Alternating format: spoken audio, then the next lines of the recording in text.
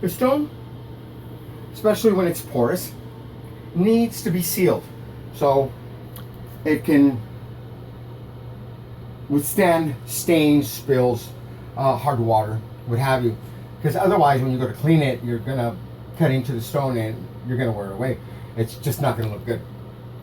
So, because you have the option of doing one coat of maybe a color enhancer with a seal, so your rock looks like it gets the best color or the truest color that you can have when it's dry.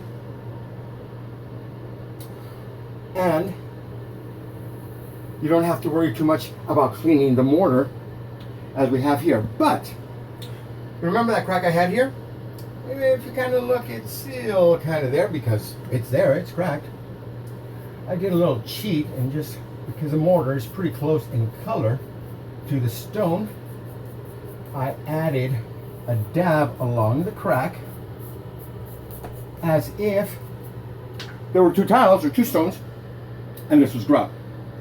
So once you do that, you get your rag and kind of just wipe it so you don't have the stain, because the mortar will colorize and stain. And really not too concerned because it's going to be covered mostly by the footprint of your toilet. Now, I did a little cheat by, and I have all my tools with me. So I banged on a piece of copper so I could actually kind of wedge it under the tile and lift a little bit, because we want all of our bubbles to be dead center.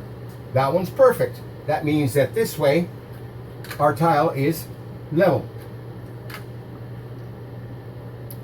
Here we're slightly off bubble. Now if you look at that bubble, we have to bring the tile just a hair up, and all those bubbles fall in the middle. So what we do is we wedge in and be careful, because remember, the stone is cracked. We're gonna bring it up, maybe a little tap, go under the tile, and you'll hear that vacuum from it popping up. See? Now this is coming up, but it's separating from the crack, so you want to lift it and see that bubble move. Look at that beauty. It's going up. Now, we do want to make sure that this is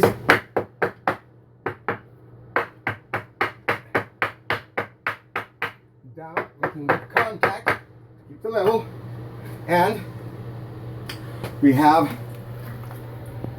usually you want to use like a rubber mallet and be very careful. It's almost like a doctor that's checking somebody's body. That's how you are going to tap with your mallet to get any air bubbles out and excess mortar out. See, as we squeeze there, it's going to go down, and we're getting closer to being up. So as we want to rise just a little bit, I ran out of gloves. You always want to wear gloves because mortar contains portland, which will dry your skin out and burn you.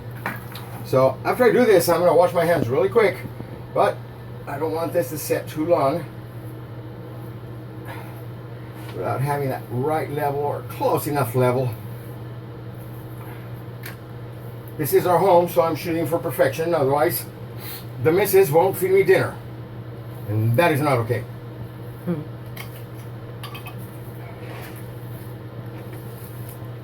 Okay. Now we're getting closer. Cover those edges.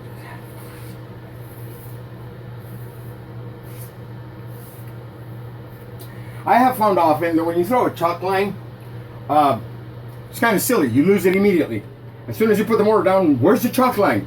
Well, they invented, I think it was Dr. Evil, invented the freaking laser. Nowadays, they're very inexpensive. You don't have to buy a super pro high dollar.